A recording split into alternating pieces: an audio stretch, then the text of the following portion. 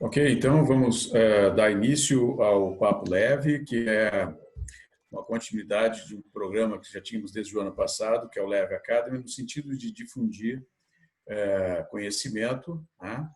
E fazer a interação entre as diferentes especialidades.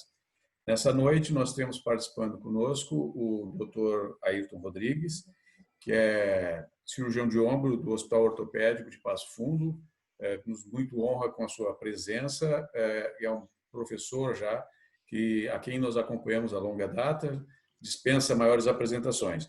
E temos também a presença do Dr. Marlon Widmar, que também é fisioterapeuta no Hospital Ortopédico de Passo Fundo, é doutor em Ciências da Saúde, mestre em Ciências da Saúde e especialista em fisioterapia musculoesquelética. Doutor Ayrton, a palavra é sua para que a gente possa começar, então, a nossa palestra. Perfeito. Gostaria de agradecer o convite feito a mim e estendido ao nosso grupo. Essa parceria nos honra há muitos anos. Nós já temos uma tradição em acompanhamento, uma retroalimentação em relação ao grupo hoje leve de Criciúma. Temos membros que fizeram treinamento em residência conosco e esse crescimento nós temos acompanhado, o crescimento nosso, o crescimento de vocês e isso muito nos honra, seu convite.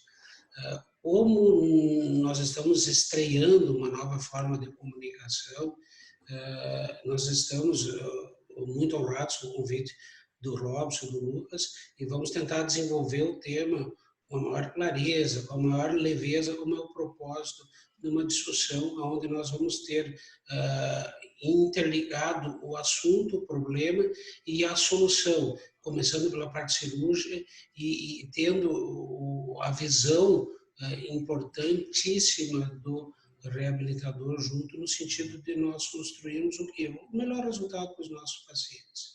Gostaria que o Dr. Marlon se apresentasse aí. Por favor, Marlon. Pessoal, boa noite a todos. É um imenso prazer e aceitamos de antemão o convite do Dr. Robson e do Dr. Lucas. Agradecer a presença do Dr. Ayrton e do Dr. Marcos. A gente espera hoje poder fazer uma discussão onde a gente consiga construir conhecimento juntos em áreas diferentes, mas totalmente afins, para que a gente consiga ter o melhor prognóstico para os nossos pacientes. Agradecemos novamente, então, o convite exposto. Perfeito. Lucas, quer dizer algumas palavras? Não, acho que a gente está dando continuidade aí, como bem o Ayrton falou, queria agradecer aí a presença do Ayrton, do Marlon, que aceitaram o convite, e essa integração entre a multidisciplinaridade é o que a gente quer, né? Trazer mais esse conjunto entre o ortopedista e o fisioterapeuta. Perfeito. A maneira como nós vamos trabalhar é a maneira de casos clínicos. Então, nós vamos iniciar assim um caso de cotovelo rígido, pós-traumático, pós-operatório. Tá? Então, novamente, só falando em relação ao nosso hospital ortopédico, nós já temos 50 anos de existência, estamos completando em 2020. Devido à pandemia, nós não vamos conseguir realizar um programa científico e associativo que nós queríamos, mas a nossa realidade é essa. Bem, caso número 1, nós temos um paciente masculino, 53 anos, ele é cirurgião bucomaxilofacial e ele é destro, apresentou assim, uma queda de altura mais ou menos 1,5 m de escada. Tá? Ele chegou ao serviço de emergência apresentando dor, edema, limitação funcional do cotovelo, uma deformidade aparente gritante. O primeiro atendimento se deu na data de 30/11/2019. Nós podemos ver nas radiografias iniciais uma grande diminuição, a gente denomina de maneira geral uma fratura luxação, onde nós vemos assim comprometido todos os pilares do cotovelo, seja ele radiocapitelar, seja ele numeral, nós temos uma luxação propriamente dita, com uma fratura de praticamente todos os componentes. Tá? Não é o nosso objetivo entrar em classificações, estender um processo de discussão acerca das classificações. Assim, a ideia é dar um panorama geral. Nesses casos mais complexos, nós usamos o uso da tomografia computadorizada com reconstrução tridimensional. Por quê? Isso nos ajuda a compreender melhor a fratura, isso nos ajuda principalmente o planejamento cirúrgico, para evitar situações, de surpresas no transoperatório.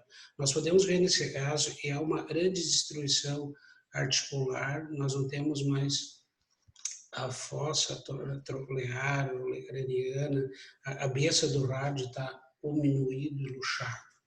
E nós então partimos para cirurgia na urgência. Não foi bem na urgência, foi 24 horas, mas assim, e nós podemos ver com esse raio-x no controle pós-operatório imediato. A diminuição da una proximal era muito grande.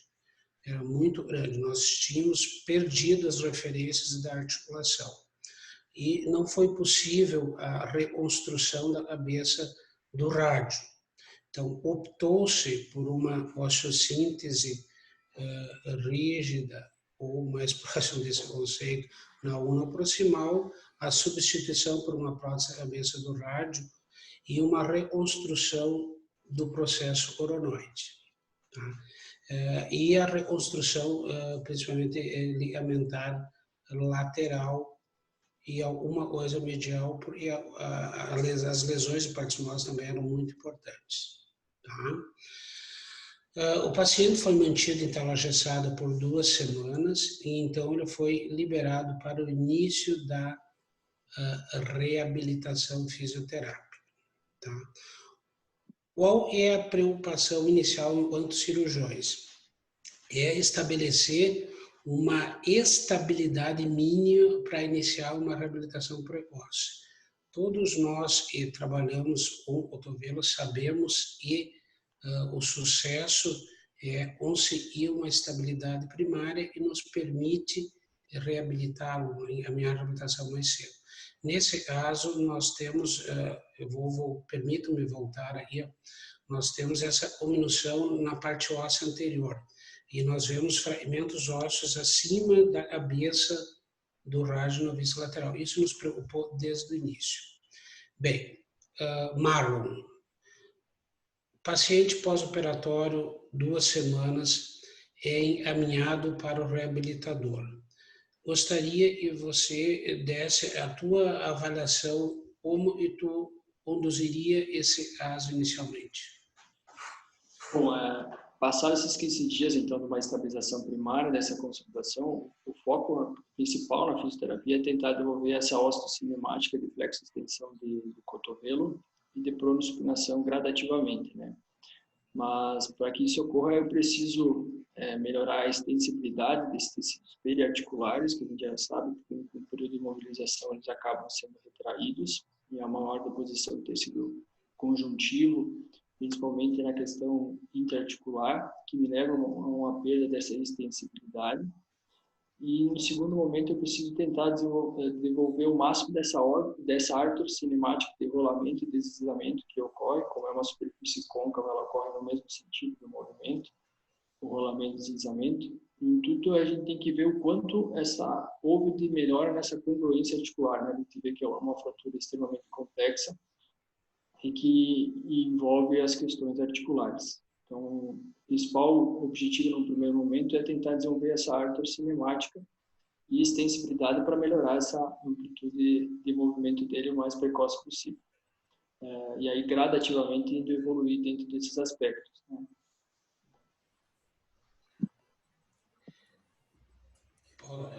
Eu gostaria só de fazer uma pergunta ao Ayrton. Assim, ele foi mantido em imobilização nas 2 semanas subsequentes à cirurgia. Perfeito. Perfeito. Essa imobilização era uma imobilização rígida, uma tala. Uma tala engessada só era retirada para trocar os curativos. Pois não.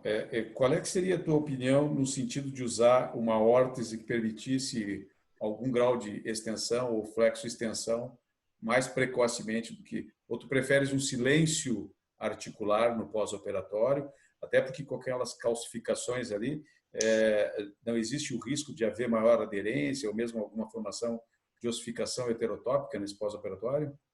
Perfeito. Nesses casos onde tu não consegue uma estabilidade primária, tu pode usar alguns artifícios.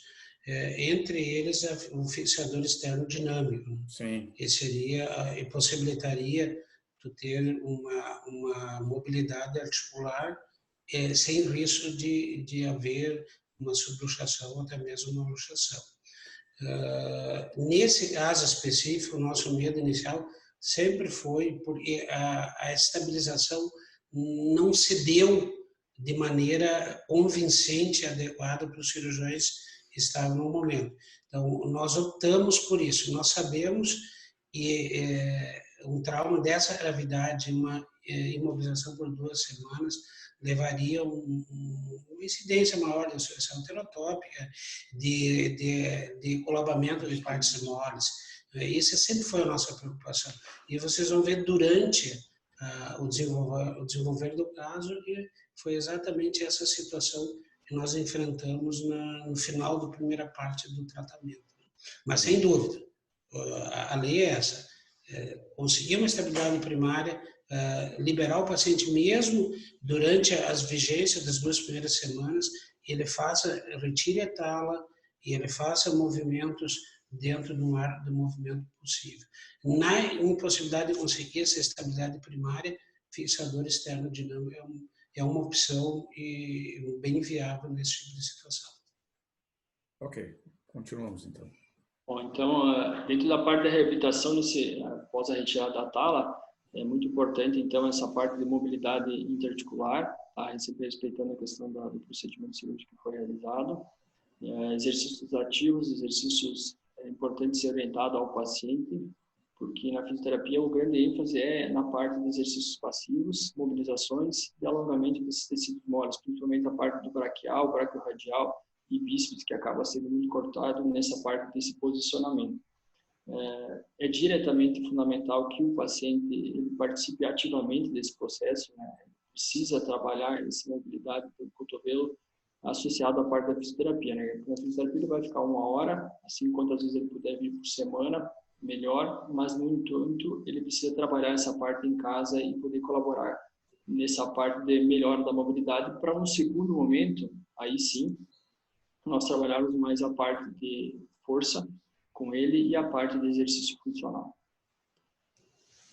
Mas volto a dizer, a melhora do prognóstico dele vai estar diretamente relacionado com o quanto eu consigo ganhar de mobilidade da ártore cinemática dele, para aí eu conseguir ter um melhor movimento osteocinemático de flexo-extensão e pronospinação.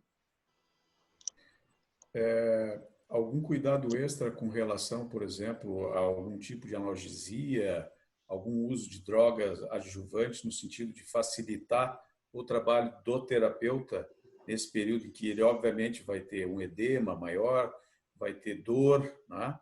Então, assim, alguma coisa na conduta de vocês que possa nos acrescentar nesse sentido?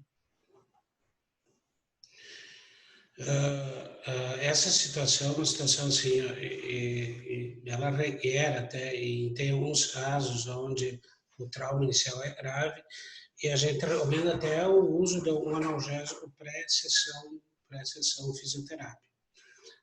O problema, assim, é que nós temos complicações no trauma e é a síndrome de dor regional, as distrofias, todo esse quadro se estabelece secundariamente, né? E a própria situação do paciente em si, né? O perfil dele. Nesse caso, o paciente é um perfil extremamente ansioso. Imagina, a região bucomaxilofacial, braço dominante, destro, e um monte de cirurgia agendadas, e eles fazem procedimentos extensos. Então, tudo corroborou para um desdobramento bem difícil, né? Bem difícil. Marlon, nessa situação, o paciente, cotovelo é demasiado, uma situação com bastante material de síntese, cotovelo um pouco ADM, qual é a dica, qual é o teu posicionamento frente a um quadro? 3, 4, 5 semanas. Para o paciente, na medida que tu libera a tala, ele acha que vai ter um ganho de ADM progressivo. Tu está indo nessa direção, está se passando as semanas e tu não está ganhando essa ADM. Assim. Do ponto de vista, só complementando o que o Robson falou anteriormente, para nós fisioterapeutas, o uso de analgésicos muitas vezes antes, previamente à sessão. Nesses casos, a gente acaba tendo uma maior facilidade dos pacientes, a gente tem observado isso, em relação a eles tolerarem um pouco mais esse sintoma, porque não adianta, a fisioterapia, nesse momento, ele não é focado para aliviar a dor, e sim para restaurar essa artrocinemática e, no segundo momento, a osteocinemática dos movimentos como um todo. Mas eu vejo que, assim, num pós-operatório inicial, o uso do gelo seria muito importante para diminuir esse edema interarticular, né? E que diminui as aderências dentro dessas superfícies articulares. No segundo momento, a participação ativa do paciente, né? Quanto mais ele trabalhar a mobilidade, melhor, porque a gente precisa, o quê? Alongar, melhorar essa extensibilidade dos tecidos, principalmente isso braquial, braquiorradial, e assim que possível já trabalhar a parte de reforço isométrico e isotônico do tríceps para tentar melhorar um pouco mais a mobilidade desse cotovelo. Ótimo. Perfeito. Posso passar, Marlon? Vamos. Sim. Em algumas situações, né, tem pessoas que acabam usando também talas dinâmicas, né, em caso de insucesso, pós-operatório, só vale deixar um adendo dentro desses aspectos. Ou estáticas progressivas, que também acabam sendo utilizadas quando o paciente não corrobora com a parte do reforço, com a parte do treinamento propriamente dito. Pode passar, doutor. Bem, o paciente evoluiu com a manutenção da dor e muita dificuldade para realizar o ganho da ADM. Radiografias de controle já evidenciou uma perda da congruência articular progressiva. Então, nós temos agora uma situação, 4 meses de operado, uma prótese da cabeça do rádio, uma subluxação posterior, como identificada na tomografia, e nós temos esse arco de movimento, ele tem 30 graus de movimento, ele tem menos 50 de extensão e 80 de flexão. Tem limitação na pronossupinação, não poderia ser diferente, né? E ele apresenta eixos de dor, dor à noite, ele não consegue dormir, ele não consegue trabalhar, e nós temos uma situação dessa. Dr. Robson, Dr. Lucas, nesses traumas graves, qual é a conduta dos senhores em relação à permanência da próstata da cabeça do rádio? Tem tempo, não tem tempo? Nós temos alguns elementos importantes. Nós temos o cotovelo está rígido, e nós temos uma osteossíntese com 4 meses, não sabe se a ulna está consolidada ou não, a cabeça do rádio está ali. Como é que vocês imaginariam esse tratamento? Com relação à manutenção da cabeça do rádio ali, da prótese, Uhum. Em princípio, assim, a prótese ela está ali para fazer um balanço, né, para evitar o desabamento do pilar, né? Então, e uma vez que a gente tenha condições de avaliar a cicatrização dos tecidos moles, penso que se é um elemento mantenedor do bloqueio do movimento, talvez se possa intervir ali com a retirada. Não sei se eu concordo. A prótese rádio ela acaba tendo um papel inicial. Ela age como estabilizador secundário para garantir a cicatrização da parte ligamentar, né?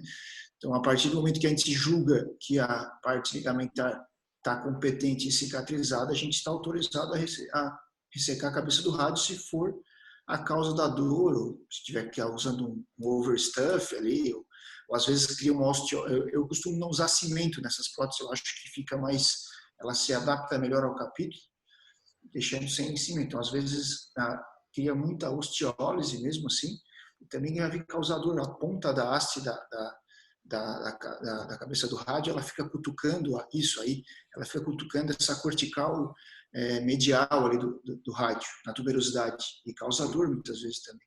Porque, obviamente, isso é um caso bastante complicado, difícil do ponto de vista do tipo de fratura, e que a gente vê é o seguinte, assim, ó, como é que a gente pode fazer, é uma pergunta, como é que foi feita o cálculo para a gente saber quanto se ressecar do colo do rádio com relação ao comprimento da una, né? Porque me parece que houve ali um encurtamento, né? E em função disso também a gente tem essa subluxação. Perfeito. Todas essas situações foram postas à mesa. Então, Marlon, nós estamos com o cotovelo rígido e nós avaliamos que o problema é estrutural. Está faltando apoio ali. A próxima cabeça do rádio, ela não foi suficiente, ela acabou afundando e permitiu essa migração posterior da cabeça da una. Não só isso, na nossa opinião, esse fragmento ósseo aqui é parte do processo coronoide. Foi feita a sutura do processo coronoide, não houve a consolidação e houve, obviamente, essa insuficiência óssea. Essa foi a nossa, essa nossa avaliação. Então, nós resolvemos parar com a reabilitação porque nós entendemos que o problema era exatamente isso, reconstrução anatômica dessa articulação, ou tentar o mais anatômico possível, sabendo que é um trauma grave. Então, nós realizamos um novo procedimento, fizemos aí, dá para ver bem a liberação do nervo ulnar. Nós já vimos aqui nessa foto aí um processo de artrose pós-traumática, porque havia no primeiro procedimento já uma fratura do côndilo lateral, embora no deslocamento já havia um dano articular. Bem, como é que nós faríamos para reconstruir esse pilar ósseo anterior? Nós temos opções de enxerto, zonas doadoras, isso é do ilíaco.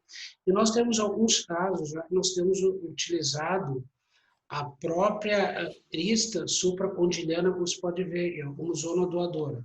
Então, nós medimos o processo, o neoprocesso coronoide, e fizemos a retirada do enxerto com todos os benefícios de ser a mesma incisão, etc.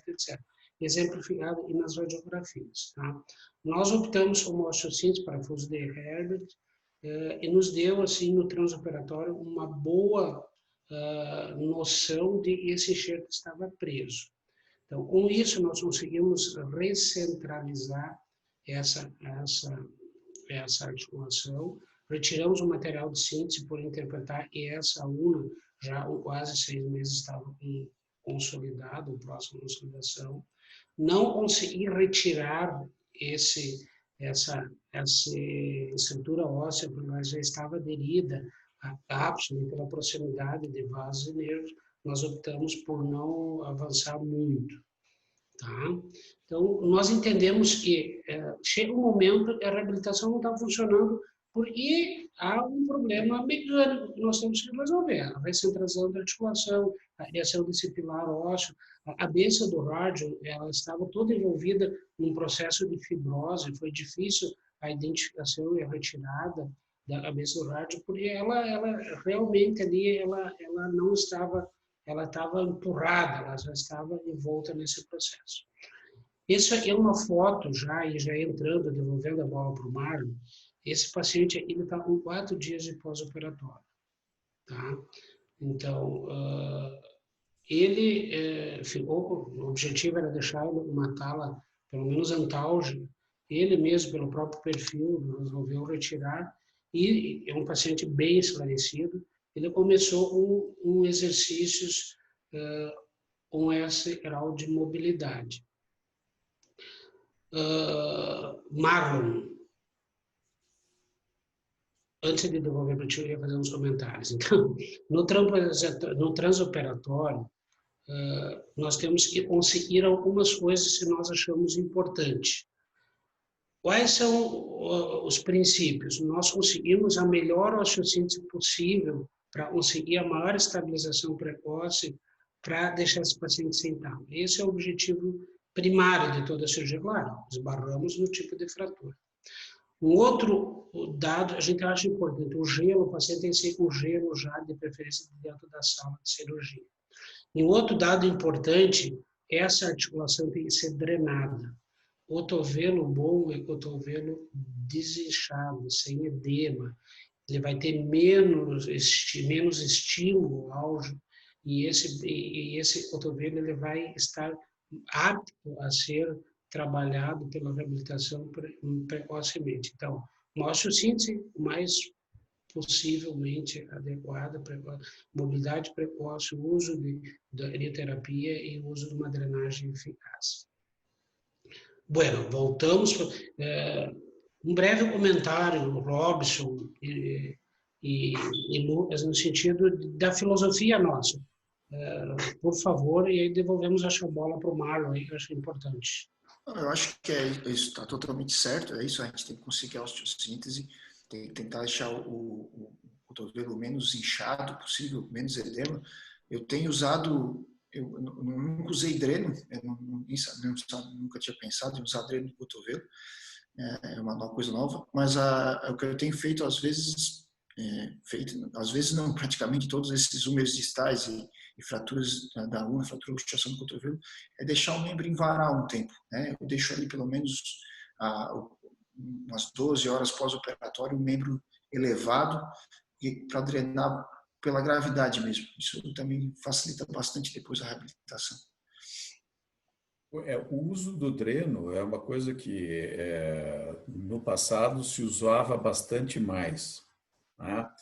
Depois houve uma certa culpa, que se dava uma culpa ao dreno pela possibilidade de infecções, mesmo subclínicas e tal, e foi meio que deixado de lado, né? Obviamente, o princípio dessa cirurgia é evitar o sangramento, né, no pós-operatório. Como não é possível, o acesso ele tem que ser amplo. Nesse tipo de cirurgia, se fizer mini acesso, não se vai conseguir fazer o que tem que ser feito. Então, a gente tem que pensar nessa possibilidade. Tá? Mas é uma coisa que hoje em dia, eu confesso que aqui na nossa prática, a gente não tem usado com tanta frequência o dreno. Perfeito. Marlon. Eu vejo que a ideia da reabilitação é muito parecida com a anterior, né? Mas as colocações que vocês fizeram agora do pós-operatório imediato, do nosso ponto de vista da fisioterapia, ela é muito importante. Né? Quanto mais inchado tiver, menos edema tiver entre as superfícies articulares, nessa articulação, na cápsula, para nós ganhar mobilidade é melhor. E a fisioterapia com exercício passivo, ela proporciona uma oscilação entre a pressão hidrostática e oncótica que consegue ajudar nessa drenagem desse edema. Né? Então, a gente vê que o exercício passivo tem entrado de uma forma muito precoce nesse pós-operatório, né? Para a gente conseguir manter essa artrocinemática livre, sem criar aderências e também manter a extensibilidade dos tecidos moles de forma mais precoce possível. O que os estudos mostram é que quanto mais precoce e maior é a frequência desses exercícios, melhores são os resultados. Quanto mais tardio e com menor frequência de exercício, piores são esses resultados desses ombros rígidos. Em algumas situações, pode ser utilizado até o CPM, né, com orientações de angulação e progredindo gradativamente, dependendo da disponibilidade ou não desse equipamento no setor. Esse caso nos trouxe assim, bastante reflexão e é uma situação assim, como a gente trabalha com residência há muito tempo, eu tenho notado, assim, até por convívio com cirurgiões mais novos, o uso em menor frequência do dreno. Então, eu acho que isso, tanto em ombro, cirurgia, tipo latagem, eu acho fundamental. Monitora o sangramento, o cirurgião sabe, 50, 100 ml de hematoma faz um estrago danado, propicia fazer aderência. Então, eu não tenho, até por índice de infecção, não tem essa preocupação assim, de levar o mecanismo bacteriano para dentro da ferida operatória. Às vezes eu acho importante, é um fundamental. E a lógica mostra essa. E uma articulação drenada, supervisionada, monitorada, leva a essas situações assim. O gelo, fundamental, não precisa nem discursar sobre o gelo, mas em especial esse caso, por ser um caso do nosso serviço, nos gera assim, uma discussão acadêmica muito frutífera. Primeiro, o uso da próstata mesorrágica. Nós vemos cada vez mais o uso frequente da próstata mesorrágica. A busca por uma reconstrução mais próxima da anatomia original. A importância da interação com a reabilitação, porque são, assim, por mais que seja bem operado, por isso bem operado significa estar inerente à fratura. Se não tem osso, não tem como operar bem. Pode se fazer o que quiser. Então, assim, isso é um caso e demanda assim, uma discussão muito. Nós em 4 preceptores, R4, no residente, abrimos a discussão, queimamos horas de fosfato, assim, tentando achar o melhor caminho para o paciente. Entra em discussão tudo isso, fixador externodinâmico, reabilitação pré-óssea, reconstrução óssea, reconstrução ligamentar, nós não entramos no coisa, mas é importantíssimo. Entra tipo de próstata mesorrágica, a gente tem. Então, um caso bastante, nós aprendemos bastante mesmo. Eu acho importante a discussão, assim. Não existe isso aí, não era assim de bom. Nós fizemos um jeito, vocês, se um faz outro, em estar nos escutando, vai dizer, mas eu fiz uma solução ou outra. Não existe. Existe a procura para estabelecer para ele, paciente, a melhor conduta. Concordo, senhores? Com certeza. É um caso extremamente difícil, né? Desafiador.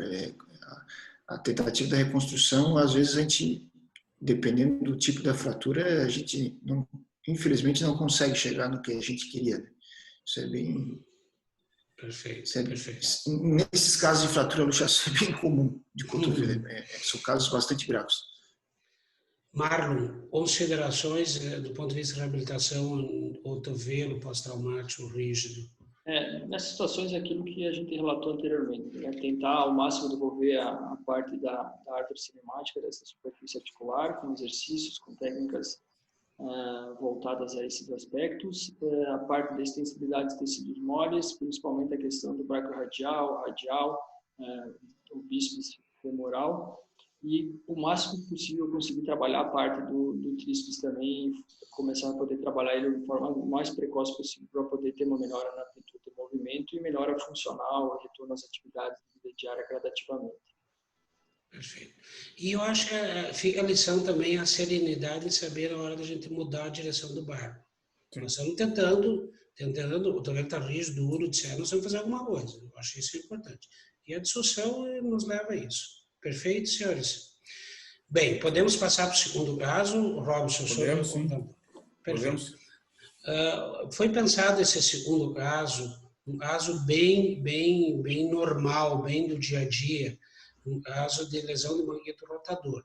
Justamente aí, eu gostaria que o Marlon colocasse nesse caso, durante as discussões, a rotina dele, a visão que ele tem em relação ao tratamento dessa patologia, o conhecimento teórico vasto, ele tem a experiência que ele já tem acumulado nesse sentido, reabilitando casos oriundos do nosso serviço e de serviços também com bastante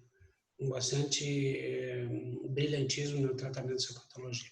Esse caso é um paciente masculino, destro, desenhista, com dor no ombro, ao redor quinquagenário, ao redor de 50 anos, e dor noturna, dor progressiva, 4 meses, sem história de trauma. Ao exame físico, ele tem um exame bem sugestivo de patologia subacromial, inclusive com perda de força, mais direcionado ao músculo supraespinhal, não tem no exame físico sugestivo de ruptura de subescapular ou infraespinhal, e também não apresenta testes sugestivos, embora a gente saiba a acurácia não grande testes em relação ao bíceps. A imagem da ressonância também é uma imagem bem peculiar, não vamos entrar muito em discussões radiológicas, mas comprova bem a lesão completa do supraespinhal, com um grau de retração já, tá? Tanto no corte coronal quanto no corte sagital. Bueno. Esse paciente foi indicado cirurgia e foi levado ao centro cirúrgico. A visão já da artroscopia, nós vemos já um bíceps com sua inserção degenerada. Nós temos uma conduta no tratamento do bíceps bastante tenotomia. Tá? Bíceps killer. Bíceps killer, exatamente isso. Nós temos uma paciência muito pequena em relação à presença do bíceps. Claro, temos que pensar no paciente jovem, no paciente onde o aspecto estético pesa muito, etc. Mas a nossa opção, mas a ampla maioria, assim, é pela tenotomia e não tenodese. Então, isso já é uma conduta bastante. Também a nossa conduta em relação à cromioplastia, nós, raros os casos não é feita cromioplastia, claro, lesões extensas, cuja reparabilidade é questionável, tu não vai fazer uma cromioplastia ampla, ou não faz, ou faz uma cromioplastia pequena, lesão traumática também, mas salvo a conduta da síndrome do impacto, por nós é a cromioplastia. A avaliação da lesão, né, nenhuma novidade, assim, lesão completa, uma lesão tamanho médio, não retraída, assim, acentuadamente. Então, feita a avaliação, o tendão, embora roto, uma qualidade tendínea boa. Então, nós estamos fazendo a expansão do leito aí, é feita a preparação do leito, também sem nenhuma novidade, acredito, e a conduta de vocês é exatamente parecida. Nós optamos por uma sutura em fileira simples, né?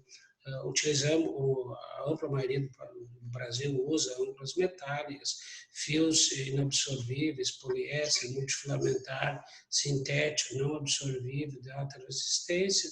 Então, um protocolo cirúrgico bem comum, bem estándar mesmo. Então, os fios são carregados com as âncoras são 2 fios e é feita a sutura. Após é feita, está demonstrando a sutura do tendão, obviamente, pontos deslizantes, é feito o teste da qualidade da sutura.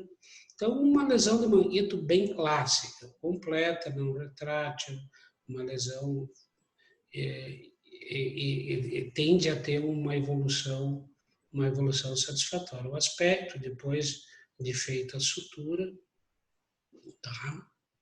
Perfeito, assim, sem nenhum viés. Rapidamente, eu gostaria de saber a conduta do Robson, do Lucas. Não diverge muito desse panorama que eu coloquei, né? E o Robson, a gente diverge um pouquinho no bíceps. O Robson é mais conservador?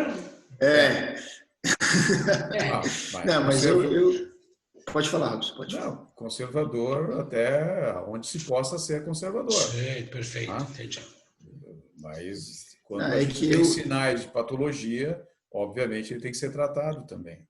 E quando tem patologia, tu prefere mais tenotomia ou mais tenodese, Robson?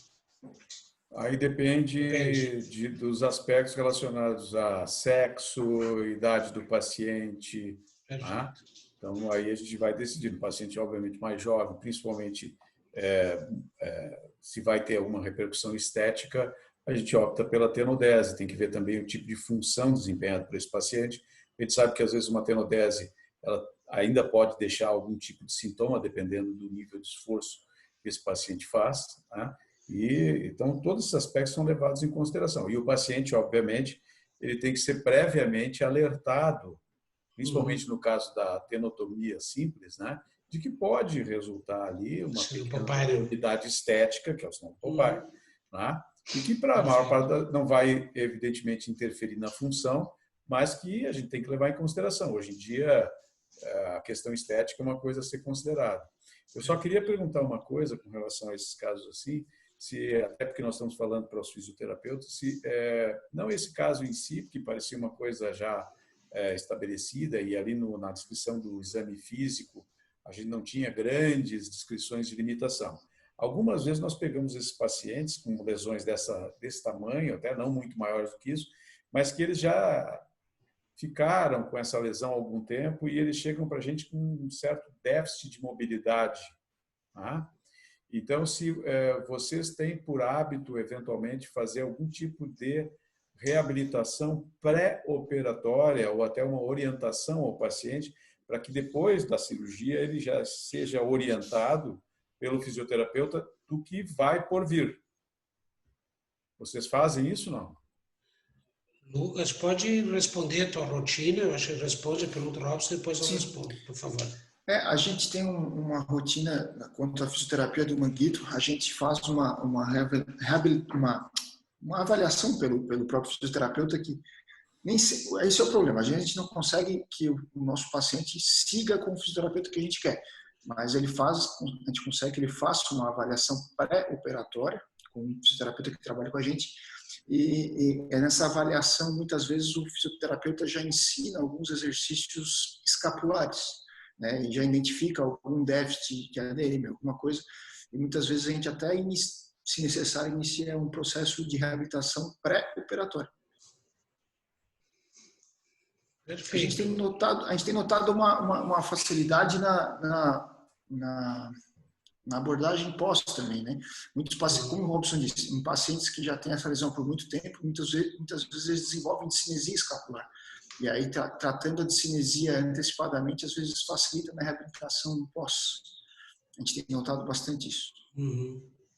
Robson, sendo bem sincero contigo, eu não tenho a rotina, não tenho, até por característica, nossos pacientes 90% são fora de Passo Fundo. Sim. Eu não tenho, uma vez diagnosticado a ruptura do manguito, a gente tem caminhado ele, se realmente for cirúrgico, por um outro motivo, comorbidades, idade, etc, ele não vai para a cirurgia, ele vai para o tratamento fisioterápico. Mas uma avaliação especificamente pré-operatória, não tenho isso, sinceramente, eu não tenho feito. Mas eu entendo a importância do profissional que vai reabilitar conhecê-lo antes. Mas pode ser uma falha do nosso serviço, mas nós não temos essa chance, essa oportunidade. Eu não vejo, obviamente, como falha, mas assim, é que a gente tem visto, né, que os pacientes tem que levar em consideração aquela questão relacionada assim, a dor é sintoma, como todo sintoma ele tem um caráter de subjetividade. Então, às vezes, a gente opera o paciente e ele depois desenvolve um quadro doloroso e ele não colabora tanto quanto deveria com o processo de reabilitação em razão de que ele sente dor, né? Então, aí entra um aspecto que se ele sabe antes que ele vai ter um pouco de dor e o que a gente espera dele, eu acho nesse sentido seria uma coisa a acrescentar, mas obviamente é uma coisa que a gente, é só no sentido de chamar a atenção para esse tipo de possibilidade de avaliação. Não sei o que o Dr. Marlon teria a dizer sobre isso. Nessa questão de pré-operatória, a gente tem basicamente dois objetivos, né? O primeiro é tentar ajudar a aliviar o sintoma dele, né? Os estudos mostram que o uso do ultrassom ele tem comprovação clínica e científica nesse alívio de dor do paciente, mas o foco é bem o que o Dr. Lucas falou, é trabalhar essa parte iniciar essa parte do ritmo escapular, ou seja, iniciar exercícios escapulares e posturais para que ele tenha uma boa noção no pós-operatório intermediário quando a gente vai voltar a realizar esses exercícios. Já propor uma melhor condição. A médio prazo a gente vê bons resultados quando a gente inicia essa fisioterapia pré-operatória, mas a longo prazo a gente não vê diferença em começar ela no pré-operatório ou começar ela somente no pós-operatório. Enfim, aí o período onde cada um dos fisioterapeutas e médicos liberam para iniciar a parte da fisioterapia. Isso, na verdade, a gente vê um alívio para o paciente, assim, né? Essa questão a longo prazo realmente ela não muda muito, mas o paciente ele se sente mais, não sei, parece que ele nota uma melhora mais rápida, ele se sente menos ansioso com a resposta do tratamento, uma coisa diferente. Até porque os nossos pacientes aqui, que nem o doutor Aito falou, tem uma característica diferente, vem da grande região, né? Então eles não estão perto do nosso serviço. Então a gente acaba, a maneira um pouco de reabilitar o monitor rotador nosso é um pouco diferente em relação à quantidade de exercício que é feito com supervisionado ou não, né? Então a gente acaba tendo mais para o pós-operatório aqui no serviço. Perfeito. Só umas imagens assim a respeito, só mostrando o raio-x pós-operatório.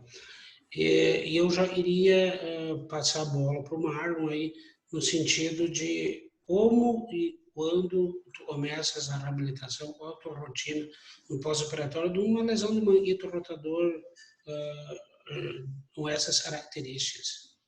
Bom, no pós-operatório, né, uma lesão clássica de manguito rotador, existem duas linhas na fisioterapia, né? Uma linha que trabalha mais a parte de reabilitação acelerada, onde ela é mais focada no alívio da dor e tem uma melhora da amplitude de movimento de uma forma mais precoce. No entanto, representa uma maior incidência de ruptura a longo prazo, que não é o que a gente acaba utilizando aqui no hospital, né? A gente utiliza uma linha mais conservadora, focada principalmente na questão da cicatrização no primeiro momento, né? Então, um período de imobilização de 4 semanas, para literalmente essa questão da maturação, né? Dessa integração entre tendão e osso, da remodelação do colágeno para um colágeno tipo 1. Então, respeitando mais esse período de cicatrização dessa integração tendão-osso. E que ela não apresenta efeito deletério, né, na amplitude de movimento desses indivíduos a médio e longo prazo e apresenta uma menor incidência de ruptura. A gente tem as fases da reabilitação, elas são totalmente interligadas, respeitando principalmente o período de pós-operatório e alguns critérios de orientação que a gente acaba adotando dependendo do tamanho dessa lesão, do tipo de ruptura, de como está essa condição muscular desse indivíduo, a faixa etária, se ele apresenta algumas outras comorbidades, reforçamento de uma lesão isolada do manguito rotador, e principalmente a questão da adesão do paciente em relação ao tratamento. Então, numa fase inicial até a sexta semana, nosso principal objetivo é aliviar a dor, melhorar a extensibilidade e a mobilidade articular, ou seja, as questões artrocinemáticas, né? Então, existe um período de imobilização com tipóia por 4 semanas, onde ele é orientado a realizar exercícios ativos de cotovelo, punho e dedos. Após essas 4 semanas, a gente faz a retirada da tipóia e orienta, então, os exercícios pendulares. Nessa fase, a gente dá uma grande ênfase à parte de mobilização da articulação, de tentar desenvolver essa parte da artrocinemática entre as superfícies articulares. A parte de alongamento e liberação miofascial dos tecidos moles é de extremamente importância. E aí a gente já começa, a partir do momento que começa a ter uma melhora da mobilidade artrocinemática, a gente começa com exercícios passivos. No final, próximo da sexta semana, a gente orienta eles a realizar em casa, então, a parte de exercícios ativos assistidos e a parte de exercícios posturais e escapulares.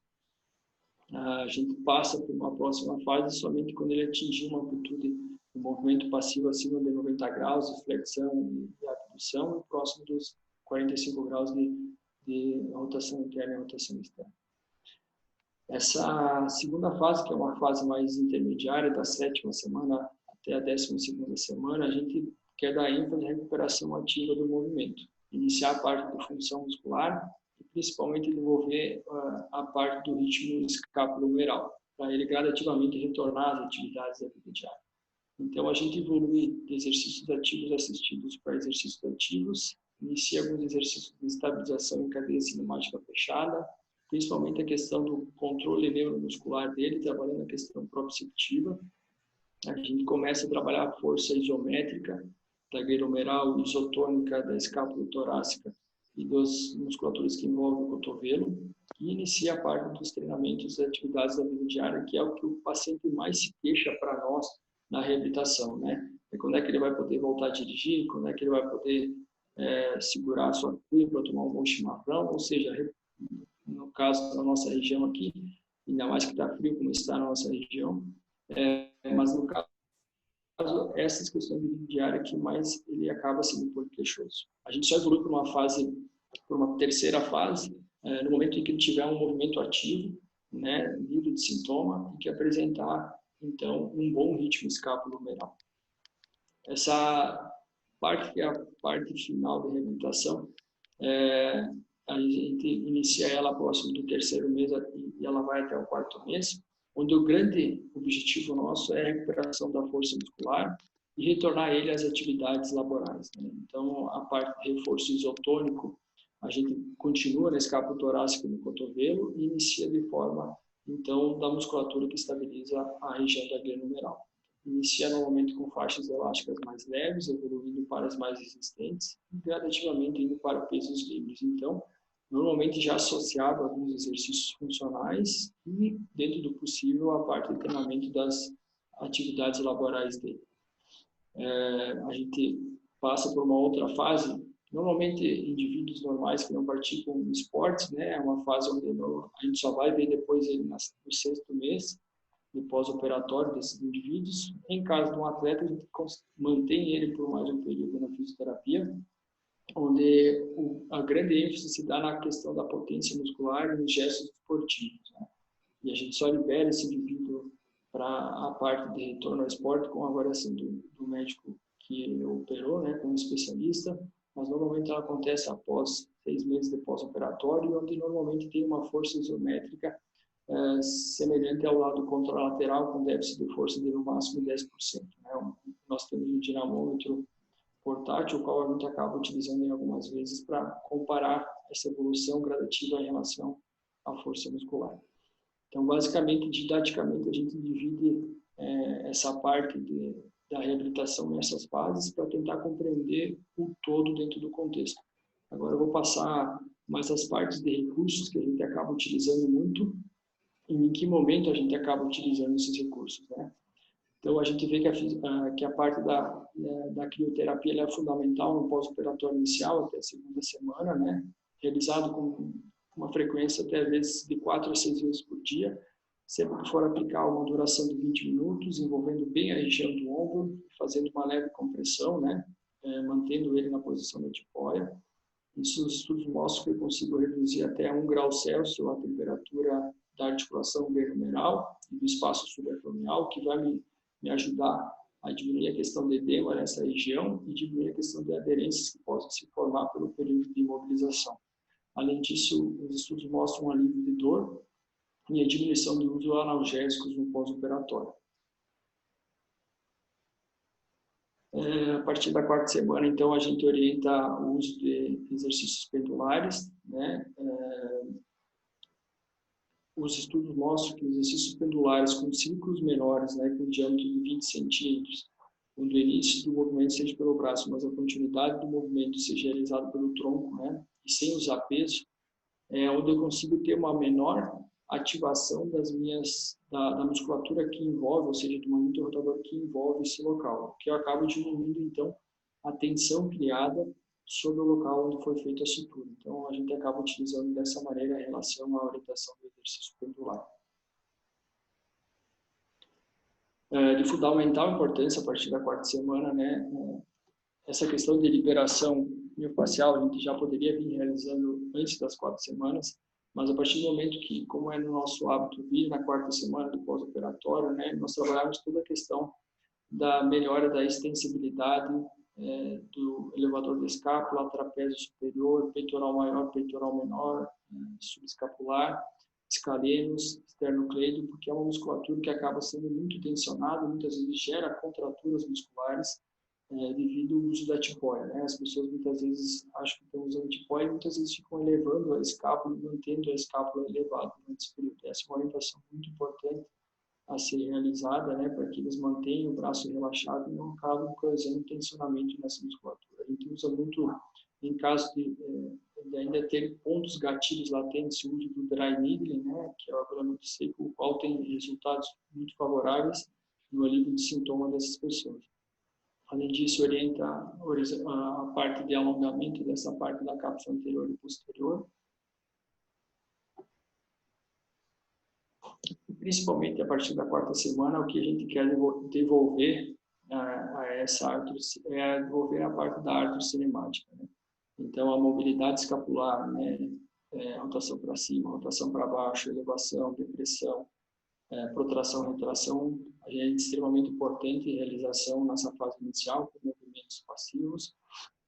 Numa fase mais final da fase inicial, após 6 semanas, de uma forma ativa dessa parte da escápula, mas principalmente a questão, puder voltar, doutor, a questão da mobilização da glenomeral, né, porque a gente sabe que os movimentos de rotação interna e rotação externa, eles desenvolvem artrocinematicamente um rolamento e um rolamento e um deslizamento no sentido transversal, enquanto a abdução e adução eu tenho rolamento e deslizamento no sentido longitudinal. Né? Então, a gente precisa desenvolver, porque se essa cabeça do húmero somente rolar superiormente, ela vai diminuir o espaço subacromial e vai fazer uma compressão em cima. Então, eu preciso desenvolver esse deslizamento também.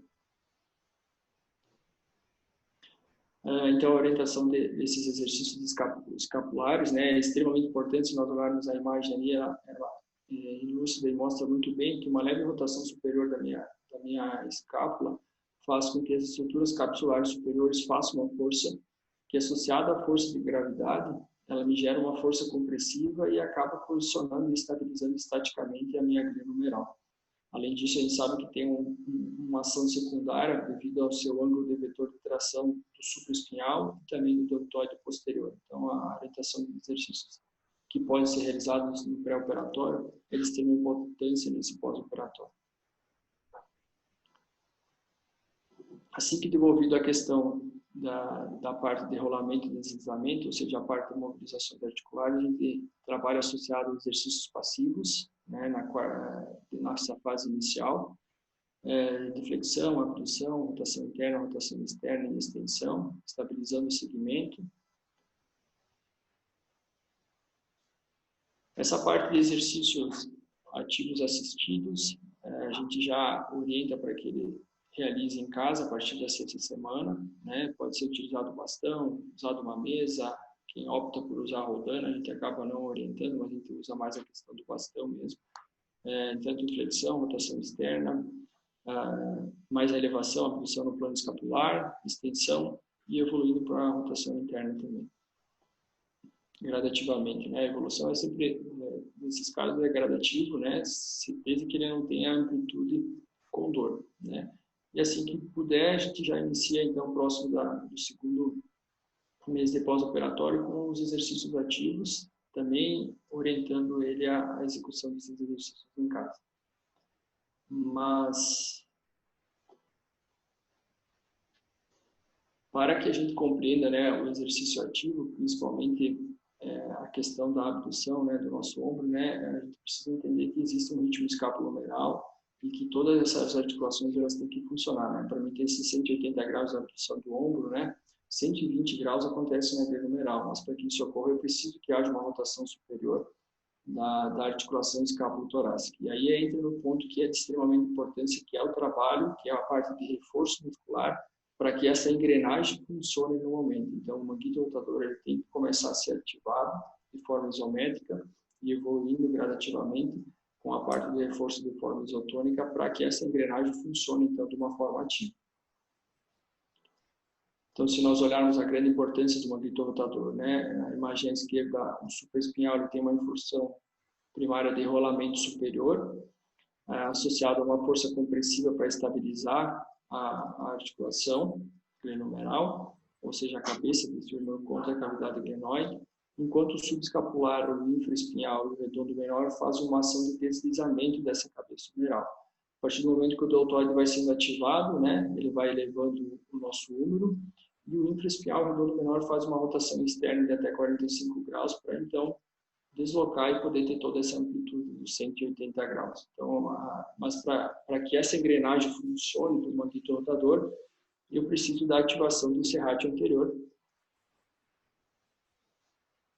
né? E ele é o responsável por fazer essa rotação superior, onde a tensão que ele proporciona ao ligamento coraco-clavicular faz com que haja uma rotação posterior da nossa clavícula, e ele me dá toda essa artrocinemática e me favorece a um movimento osteocinemático amplo de 180 graus de abdução. Então, a parte do reforço é extremamente importante, como vai mostrar nas próximas imagens.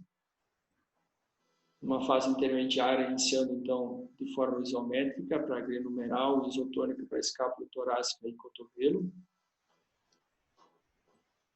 Numa fase final, já trabalhando a parte de isotônicos para a escápula torácica, glândula humeral e para o cotovelo, iniciando com faixas elásticas mais leves, evoluindo para com mais resistências. E nos próximos slides vai mostrar a parte de reforço, então, com halteres, gradativamente, ou seja, pesos livres, como mostra nas imagens, trabalhando toda a questão da musculatura que envolve essa articulação da escapulotorácica equilenumeral. E em casos onde déficits sejam persistentes numa fase final, na fase de retorno ao esporte, né, até o treinamento cinético é orientado com velocidades mais altas, porque por meio dele eu consigo controlar a amplitude do movimento que eu quero proporcionar aquele treino, e principalmente eu tenho uma intensidade máxima que aquele músculo está realizando em todo o arco do movimento, que me favorece a equilibrar essa musculatura de uma forma melhor, mas isso pensando na parte de atleta. A partir do momento que consegue realizar atividades ativas, com bom reforço muscular, a gente já consegue trabalhar essa fase intermediária, exercícios funcionais. E no segundo momento, a parte de exercícios laborais voltado especificamente às atividades em que realiza no seu trabalho. E no final disso, né, em caso de ser um atleta, a gente acaba trabalhando mais a força explosiva, mais a parte de gestos esportivos, né, voltado especificamente ao esporte em que ele praticava previamente a lesão. Existem outros métodos e recursos, né, os consensos ainda clinicamente eu não uso no pós-operatório do magnetorotador, e os consensos ainda são um pouco inconclusivos em relação ao ser real efetivo em relação às respostas clínicas, né? Diferente do primeiro caso, nós temos um segundo caso, onde a frequência de exercícios na fisioterapia ela é menor em relação ao anterior. Nós tivemos um caso anterior onde quanto mais sessões nós fizermos diariamente, melhor. Nesse caso, não. Normalmente a gente faz em média em torno de 6 sessões presenciais supervisionadas, né, iniciando na 4ª semana, 5ª semana, 6ª semana e 7ª semana, com foco aonde? Na parte de melhora da extensibilidade, ou seja, na parte de alongamento, liberação facial, na parte de melhora da ártrie cinemática, ou seja, nas mobilizações articulares, para melhorar a questão de rolamento e deslizamento, e principalmente na parte de exercícios passivos. A partir do momento que a gente já orienta, na 6ª semana, a parte de exercícios ativos assistidos, a gente vai começar a supervisionar em relação a esses exercícios e ver cada vez menos esse nosso paciente. Porque a fase do sucesso dessa reabilitação depende muito da participação ativa desse paciente em querer melhorar, em querer devolver a sua função normal previamente à lesão. Então, cada vez mais esses exercícios eles podem ser, sim, orientados, bem orientados e executados, até porque a gente tem uma característica de pessoas que não estão morando na nossa cidade e que vêm com uma determinada frequência em relação à reabilitação. Então, o exercício supervisionado ele é fundamental no processo de reabilitação, principalmente numa fase mais inicial, mas numa fase mais final da intermediária, e a fase final eu vejo que a orientação dos exercícios e a execução deles em casa, desde que eles sejam bem orientados, eu não vejo problema algum, eu vejo bons resultados em relação à devolução da função em relação às atividades de vida, às atividades laborais e às atividades esportivas desses atletas. Perfeito. Eu acho uma coisa importante, nós estamos trabalhando assim, uma patologia, ela dá desdobramentos diferentes. Tá? Cabe ao cirurgião, no primeiro momento, interpretar a personalidade da lesão que ele está tratando. Nós estamos conversando especificamente sobre aquele formato de lesão. Nós temos pacientes de várias faixas etárias, vários tempos de lesões, várias tendões. Esse contato com essa característica de lesão e passar para o profissional a reabilitar, essa é uma das chaves do sucesso. Não dá para nós tratarmos lesão do magnetorotador parcial, pequena, média, grande, extensa e irreparável do mesmo jeito. Então, a gente passa por vários momentos profissionais nossos.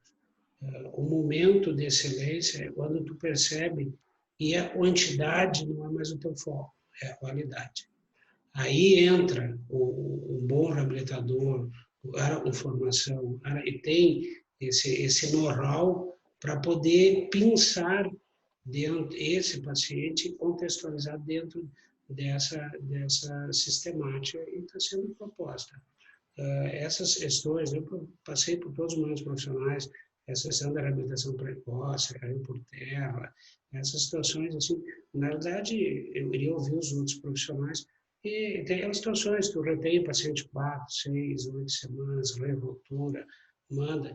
E o importante é esse momento nosso, a aproximação com o reabilitador tentar procurar qualificar mais o reabilitador juntamente conosco. Não adianta ter um ótimo cirurgião, um reabilitador focado no quantitativo e não no qualitativo. Eu demorei anos para perceber isso. Então, acho que isso é importante. Tentar tirar o nosso reabilitador daquela selva onde ele é empurrado. Nós somos empurrados, não adianta. Nós estamos dando medicina de massa. Sabe?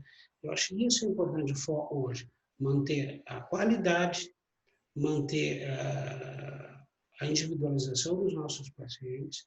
Eu acho que esse é um desafio. Como é que a gente faz isso no mercado de trabalho conturbado, massificado, que nós estamos hoje? Gostaria de ouvir as considerações dos nossos colegas. Realmente absolutamente importante, e esse é um dos motivos que nos traz essa discussão, voltada também para o pessoal da reabilitação, principalmente, no sentido de que a gente, quando vê uma lesão no paciente, vê um exame radiológico, a gente se atém muito mais, às vezes, do ponto de vista da execução do ato operatório, nas classificações relativas ao grau de retração da lesão, a qualidade da musculatura, se tem ou não distrofia gordurosa. Então, a gente se atém ao que fazer no ato operatório.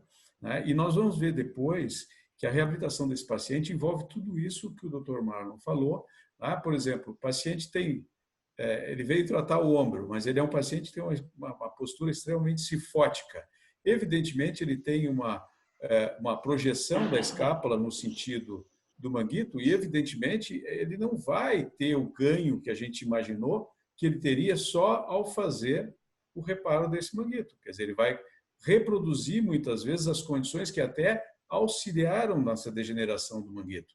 Então, isso é importante, né? Entender que a fisioterapia não se resume a avaliar e ver isso. Evidentemente, isso é uma coisa que já é quase consenso, essa questão do silêncio inicial dado à cicatrização do tendão. Essa coisa, efetivamente, também já passei por isso, de que tinha que fazer a cirurgia e botar o paciente a mexer o ombro no outro dia e fazer uma reabilitação muito agressiva. O que deu? Deu que a gente tinha muito caso de reruptura. Então, esses conceitos que já estão efetivamente relativamente estabelecidos devem ser seguidos. E levar em consideração muito essa questão da discinesia da escápula, que muitas vezes está relacionada, então, à maior ou menor dificuldade da reabilitação e do ganho funcional desse paciente. Obviamente, idade, o tipo de sutura que se tem, a possibilidade, o tipo de material que se dispõe para fazer a cirurgia, tudo isso é importante. Daí a necessidade do contato que a gente estabelece aqui, de poder trocar as informações e não pura e simplesmente encaminhar o paciente com uma requisição que muitas vezes dá assim, pós-operatório de manguito rotador, solicite fisioterapia, 10, 20 sessões, não importa quanto. Então, essa troca de informações era absolutamente necessária e esse é o objetivo principal dessa nossa conversa aqui. Lucas, o que tens a dizer?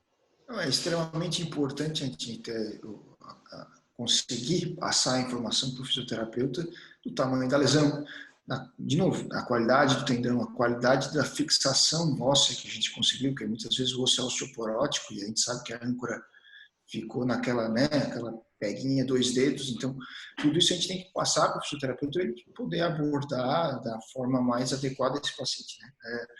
A gente sabe que não funciona como cada paciente, eu acho que ele tem que ser tratado individualmente. Cada paciente tem o seu tipo de lesão e ele deve ser abordado de forma individual. Isso aí. Perfeito. Dr. Marlon, por gentileza, seria suas considerações. Nós estamos indo para o finalmente na nossa... Bom, pessoal, eu gostaria de agradecer a oportunidade de poder fazer essa interação com vocês, né? Eu acho que essa questão de interdisciplinaridade ela é muito importante, né? Bem que vocês colocaram. Cada paciente tem as suas características, tem o seu caso clínico, e o fisioterapeuta poder ter esse contato com o médico, né? E poder entender como é que foi aquela abordagem, porque ele não sabe, ele não viu como é que foi aquela abordagem, qual é o tamanho daquela lesão, como foi feita a sutura, foi tranquilo para suturar, não foi, enfim, qual é a qualidade do osso da fixação. Essas informações para nós ela é importante, porque a gente consegue dosar o quanto de tensão a gente consegue realizar, né? A gente tenta diminuir ou aumentar um pouco mais essa tensão devido a essas características do pós-operatório, durante o operatório e pelas características clínicas desse paciente. Então, esse feedback e essa troca de informações, quem ganha com certeza e quem tem o menor prognóstico é o paciente no final de tudo isso. Perfeito. Iria agradecer novamente a oportunidade, eu acho louvável, extremamente bem direcionado o objetivo da Clínica Leve. Eu acho que nós temos que divulgar nosso trabalho, nós temos que divulgar os nortes que a gente usa para tratar os nossos pacientes. E só tem uma maneira, conversando. Então, eu gostaria de parabenizar a iniciativa de vocês. Obrigado por lembrar do nosso serviço. Obrigado por essa parceria, que ela seja durável. Acredito que as próximas gerações vão seguir os caminhos que nós estamos fazendo e o objetivo é esse aí, sucesso no tratamento dos nossos pacientes. Muito obrigado. Obrigado, Ayrton. Assim, eu gostaria de, então, complementar aqui a nossa aula e agradecer fundamentalmente a gentileza de vocês dois, como sempre, estão nos dando apoio, sempre nos dividindo o conhecimento, porque o conhecimento é a única coisa que a gente, ao dividir, aumenta o resultado. Tá? Na realidade, a gente está multiplicando possibilidades. Então, assim, quando a gente faz esse tipo de conversa, a gente não quer aparecer, não quer fazer nada diferente do que os outros fazem, só mostrar o que a gente faz e trazer à luz de todos o conhecimento e a possibilidade de melhorar o resultado para os nossos pacientes. Então, mais uma vez, eu agradeço a presença de vocês. Aos nossos acompanhadores aqui, eu vou deixar aqui as nossas desculpas. Agora nós deveríamos ter uma sessão de perguntas, que não vamos ter, obviamente, agora que isso aqui se tornou uma aula gravada, tá? Mas nós estamos trabalhando incessantemente e temos certeza que nos próximos papos leves nós vamos ter resolvido esses problemas técnicos e vamos contar com a participação de todas as pessoas que estiverem nos assistindo. Mais uma vez, muito obrigado a todos, ao Lucas, que nos acompanhou aqui, o pessoal da técnica, né? O Dr. Ayrton, com a sua excelência, o Dr. Marlon. Muito obrigado a todos e uma boa noite a todos. Perfeito. Obrigado. Muito obrigado. Boa noite. Boa noite. Boa noite a todos. Acabou? Perfeito.